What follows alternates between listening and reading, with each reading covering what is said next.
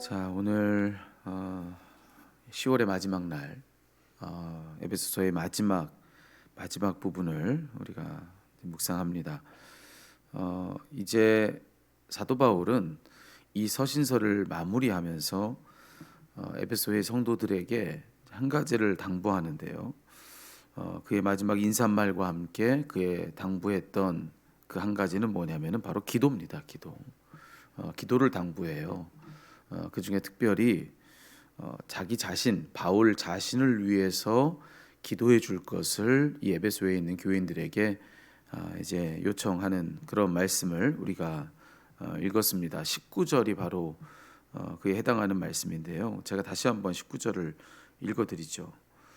또 나를 위하여 구할 것은, 여기 나는 바로 바울을 뜻하는 거죠. 나를 위하여 구할 것은 내게 말씀을 주사 나로 입을 열어 복음의 비밀을 담대히 알리게 하옵소서 할 것이니, 자기를 위해서 기도해 달라, 이제 그렇게 얘기를 하고 있는 겁니다. 그러면서 특별히 바울 자신을 위해서 뭘 위해 기도해 주어야 하냐면, 자신이 입을 열어 복음을 전할 때 그 복음을 담대히 그 복음을 전할 수 있도록 하나님께서 말씀의 은혜를 이제 자기에게 주시도록, 그걸 위해서 꼭 좀 기도해 달라고 그렇게 중보기도를 요청하는 그런 말씀을 우리가 지금 여기서 읽은 겁니다.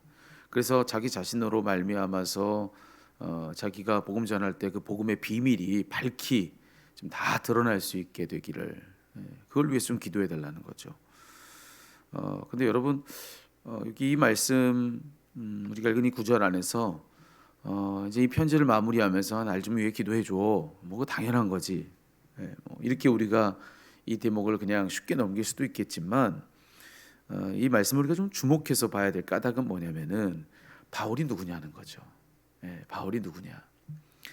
바울은 사도행전에 보면은 일찍이 자기 자신을 누구라고 소개했냐면은 그게 두 가지 그의 소개말을 주목해 봤으면 좋겠는데요. 하나는 자기 자신을 두고서 자기는 바리새인이다, 이렇게 날 때부터 자기는 바리새인이다 이렇게 소개를 하고 있는 겁니다. 이 바리새인이다라고 이야기를 하면은 그 유대인들 중에 여러 분파들이 있죠. 근데 유대인들의 여러 분파 중에서 특별히 이 바리새인이라고 하면은 무엇로 그들을 특징 지을 수가 있냐? 그 어떤 다른 분파와 비교할 때 이 바리새인보다 더 율법을 엄격히 지켰던 그런 분파들이 없는 겁니다. 그냥 율법을 가장 엄격하게 준수했던 이들이 바로 바리새인들이다, 바리새파 사람들이다, 그렇게 말씀을 드릴 수가 있어요. 근데 바울은 자처하기를 자기는 누구냐? 자기는 바리새인이다, 이렇게 얘기를 하고 있는 겁니다. 그 말에 이제 담긴 뜻이 바로 그건 거예요. 자기는 유대인이라는 거예요. 유대인 중에 유대인. 그걸 뭘로 증명하냐면 자기는 바리새인이라는 거죠. 이 바리새인이 가지고 있는 그 뉘앙스가 바로 그겁니다. 난 바리새인이다. 그거는 뭐 그냥 여러분, 제가 누군가에게 소개할 때 저 대전 사는 사람입니다, 뭐 요 정도의 소개말이 아닌 겁니다. 이 바리새인이라고 하는 말이 가지고 있는 그 의미가 있는 거예요. 아니, 유대인 중에 유대인이다. 내가 누구냐? 내 바리새인 아니냐? 율법을 누구보다 준수하는 사람이 바로 나다. 자기의 유대인됨을 증명하기 위해서 했던 말 중에 자기는 바리새인, 날 때부터 바리새인이다, 이 말을 한 거거든요. 그러면 여러분, 이 자기를 바리새인이라고 얘기했던 바울이 자, 무슨 말을 하려고 하는지 다 느낌이 오실 거예요. 자기는 율법에 대해 엄격한 사람이다. 누구보다 하나님 말씀에 대해서는 뭐 자기는 엄격한 그런 말씀을 누구보다도 엄격히 읽고 그 말씀을 엄격히 준수하고 난 그런 사람이다, 이제 그렇게 자기를 소개했다는 거거든요. 그리고 바울이 또 자신을 뭐라고 소개했냐면은 자기를 가말리엘의 문화다, 이렇게 또 소개를 해주고 있는 겁니다. 자기 선생님이 누구냐? 자기 선생님이 가말리엘이란 사람이다, 이 말을 해준 거예요. 이 말을 할 때 내가 가말리엘의 문화다, 이 말을 할 때 듣는 사람들이 가말리엘을 모르면 이렇게 말하겠습니까? 그냥 다 아는 것처럼 내가 누구냐? 나는 가말리엘의 문화다, 이렇게 얘기하잖아요. 만약 듣는 사람들이 몰랐다면 가말리엘이라는 사람이 있는데 이 사람이 누구냐면 뭐 이 설명한 다음에 내가 그 사람의 문화다, 이렇게 할 텐데 그런 단계가 하나도 없잖아요. 그냥 듣는 모든 이를 향해서 내가 누구냐? 내가 바리새인이고, 또 내가 누구냐? 내가 가말리엘의 문화다. 들으면 다 아는 이름이 가말리엘이라고 하는 사람이었다고 하는 거죠.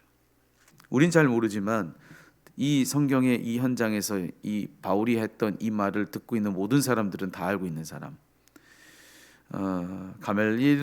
가말리엘은 누구냐면은 당시의 대표적인 유대교회 랍비입니다. 이 별명이 있었다 그래요. 어떤 한 글을 보니까 이 가말리엘의 별명이 율법의 영광이라고 하는 그런 별명도 가졌답니다. 그럼 여러분 역시나 여러분 느낌이 오시죠? 이 가말리엘이라고 하는 사람이 어떤 사람이었는지 이 별명만 들어도 알만하지 않습니까? 율법하면 누굽니까? 가말리엘인 거예요. 그래서 율법의 영광이 바로 가말리엘이었던 거죠. 그런 별명을 가졌던 거죠. 그가 얼마나 말씀에 대해서 잘 알았으면, 해박하고 그 말씀을 얼마나 잘 풀이하고 그랬으면 그가 그런 별명을 가졌겠습니까? 그런데 그랬던 그의 제자가 바로 바울이었다라고 하는 거죠. 자, 그렇다면 이런 자기 자신에 대한 소개말들을 가지고 우리가 정리해 볼 수 있는 것은 바울이요 절대로 이 가말리엘 못질 않았을 것입니다. 그는 당대의 그 누구보다 성경을 잘 알았던 사람 바울이요. 그리고 누구보다 말씀에 대해서 능통했고 해박했던 사람이 바로 바울이었다. 이렇게 정리를 해도 전혀 무리가 없을 겁니다. 자, 그런데 그랬던 바울이 지금 뭐라고 했느냐면은 이 에베소서의 편지를 마무리 지으면서 이런 말을 해주고 있어요. 하나님께서 자기에게 말씀 주시기를 위해서 기도해 달라는 겁니다. 아니 그렇게 말씀을 잘하는데, 그렇게 말씀을 해박하고 그 말씀에 대해 능통한 사람이 바울인데, 그랬던 그가 지금 에베소 교인들에게 지금 편지하면서 자기를 위해서 기도해 주는데, 무엇보다도 하나님의 말씀이 내게 임하기를, 그걸 위해서 기도해 달라, 이렇게 얘기를 해주고 있다는 거죠. 그래야만 자기는 복음의 비밀을 담대히 전할 수 있다는 겁니다. 하나님이 자기에게 말씀을 더해 주셔야만 자기는 복음을 담대히 전할 수 있다고 그렇게 얘기하고 있는 거예요. 그걸 위해 기도해 달라는 거죠. 여러분 무슨 뜻이겠습니까? 바울은 이 고백이 있었던 거예요. 자기가 아무리 말씀을 다 알고 있고 잘 알고 있고 한다 할지라도 하나님의 도우심이 없으면 자기는 아무것도 아니라는 겁니다. 내 안에 아무리 많은 말씀을 담고 있어도 하나님이 내게 기름 부어 주시지 않으면, 성령님의 기름 부으심이 내게 없다면, 주님의 도우심이 내게 없다면 내 안에 든 아무리 많은 것도 소용없다는 겁니다. 하나님이 주신 한마디의 말씀이 있을 때 그 말씀 때문에 내가 말씀을 담대히 전하고 그것 때문에 복음의 비밀이 밝혀지는 것이지, 내가 아무리 많은 걸 공부했다고 해서 그걸로 되는 게 아니라고 하는 것을 이 바울은 아는 거예요. 왜 그렇겠습니까? 이 고백을 할 수밖에 없는 까닭이 있죠. 여러분, 그가 다메섹 도상에서 살아계신 주님을 만나기 전에도 많은 말씀을 속에 담고 있었습니다. 하지만 그렇게 많이 담고 있었던 그 많은 말씀이 그를 구원했습니까? 그렇게 많이 담고 있었던 그 많은 말씀이 그를 그리스도께로 돌아서게 했나요? 아니에요. 오히려 그는 그 많은 지식으로 가지고 있었던 그 말씀들 때문에 그리스도를 믿는 자들을 핍박하는 사람이 되었습니다. 교회를 핍박하는 사람이 되었다는 거예요. 언제 그가 변화했습니까? 다메섹 도상에서 하늘로부터 내려온 예수님의 산 음성, 그 한마디의 말씀이 그 인생을 바꿨더라는 것이죠. 바로 내가 어찌하여 나를 핍박하느냐, 한마디의 말씀 떨어진 그 말씀 때문에 그의 삶은 온통 뒤집혔다라고 하는 사실입니다. 그는 경험적으로 그걸 알고 있는 겁니다. 아무리 지식적으로 많은 말씀을 알고 있어도 소용없다. 하나님이 기름 부어주신 한마디의 말씀이 복음의 비밀을 밝혀내고 그것이 변화를 일으킨다. 이걸 경험적으로 알고 있었던 그였기에 오늘 이 간절한 기도의 제목을 에베소 교회 교인들에게 그렇게 부탁하고 있는 것이죠. 그 한마디에 하나님 그 말씀이 내게 임하도록 나를 위해서 기도해 달라라고 하는 것입니다. 아무리 많은 힘을 스스로 가지고 있어도 하나님 돕지 않으시면 나는 아무것도 아니다. 이 고백이 오늘 여기 한 구절에 담겨 있는 이 바울의 고백의 의미였다라고 하는 것입니다. 주님만이 자신의 힘이라는 사실을 고백하는 거죠. 하나님만이 나의 힘이다. 여러분, 오늘 이 바울의 고백 앞에 우리가 서 있습니다. 우리는 바로 여기 이 말씀에 담긴 의미를 살펴봄으로써 알게 되는 건 왜 이토록 신약 성경의 이 복음서를 제외한 나머지 모든 이 말씀들이 이 바울이 쓴 서신서들인가, 그 이유를 아는 겁니다. 왜 이 바울이 쓴 서신서들이 주로 이 성경의 나머지 모든 부분들을 여기에 이렇게 차지하고 있는 걸까요? 왜 이토록 하나님은 바울을 이렇게나 쓰셨던 걸까? 우리는 아는 거죠. 그 이유가 뭔지를 아는 겁니다. 아무리 많은 것을 담고 있어도, 누구에게 비교해도 뒤지지 않을 만큼 대단한 것을 속에 담고 있었지만 그는 그걸 자랑하지 않는 겁니다. 그거 의지하지 않는 거예요. 그거는 아무것도 자기는 쥐고 있지 않은 사람처럼 다 내려놓는 겁니다.